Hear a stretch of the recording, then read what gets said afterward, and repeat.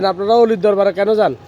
আমরা অলির দরবারে যাই, অলিরা হচ্ছে আল্লাহর বন্ধু, আল্লাহর মহান জাতে পাক, সেজন্য আমরা অলির দরবারে যাই, অলির দরবারে যাই জিয়ারত করি।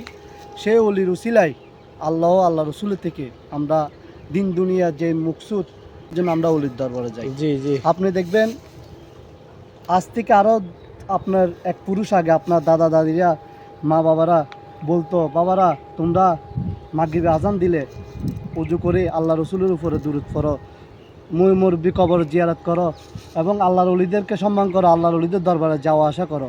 আর এখন আল্লাহর অলির দরবারে যাইলে বলে শিরিক, সমালোচনা করতে আল্লাহর অলির দরবারে শিরিক। এই দেশে ইসলাম এসেছে সিলেট শাহজালাল শাহ পরানের হাত ধরে, সিলেট বোরখানুদ্দিন গুলজারউদ্দিনের রক্তে দিনের প্রচারের কারণে, সিলেট শাহজালাল শাহ পরানের দিনের প্রচারের কারণে আল্লাহ রসুলের যেই দিন ইসলাম আমরা মুসলমান হয়েছি। সেই দেশে আবার অলির দরবারে যাইলে শিরিক বলে। আপনারা আগে নিজের বিবেক দিয়ে চিন্তা করবেন অলিরা কি। অলির দরবারে যাইলে আপনি অলিদের উসিলাই আল্লাহ এবং আল্লাহ রসুলকে পাবেন। এই দেশ গৌসুল আজম মাইজভান্ডারির দেশ। গৌসুল আজম মাইজভান্ডারি এই দেশে এসেছেন মানুষকে দয়া এবং মেহেরবানি দেওয়ার জন্য, আল্লাহ রসুলের পথে নিয়ে যাওয়ার জন্য এই দেশে গৌসুল আজম মাইজভান্ডারি এসেছে। সেজন্য আমরা গৌসুল আজম মাইজভান্ডারির দরবারে আসা যাওয়া করি এবং গৌসুল আজম মাইজভান্ডারির উসিলা